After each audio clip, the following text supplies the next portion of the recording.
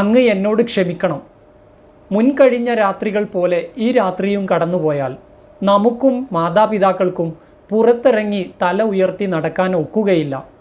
പക്ഷേ കുമാരിക്ക് അത് അദ്ദേഹത്തെ പോലെയുള്ള ഒരാളോട് എങ്ങനെ പറയണമെന്ന് അറിയില്ലായിരുന്നു. എങ്കിലും അവൾ ഒരുവിധം പറഞ്ഞു ഒപ്പിച്ചു. നമ്മുടെ രതിലീലയിൽ നിന്ന് ഉതിർന്നു വീഴുന്ന നിണകണങ്ങൾ കണ്ടുവേണം ഇവിടെ കൂടിയവർക്ക് പിരിഞ്ഞു പോകാൻ. അതിന് ശേഷം വേണം അങ്ങയെ രാജാവായിട്ട് അഭിഷേകം ചെയ്യാൻ. അങ്ങ് ഇന്നും നിസ്കാരത്തിന് വേണ്ടി ഒരുങ്ങുന്നത് കണ്ടപ്പോൾ ഞാൻ എന്നെ തന്നെ മറക്കാൻ കാരണം അതാണ്. ഇല്ല, തനിക്കിനി പിടിച്ചു നിൽക്കാനാവില്ല.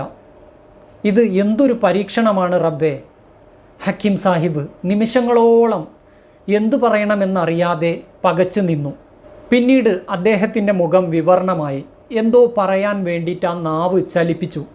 കുമാരി, മോളെ, ഈ കട്ടിലിലേക്കിരിക്ക്.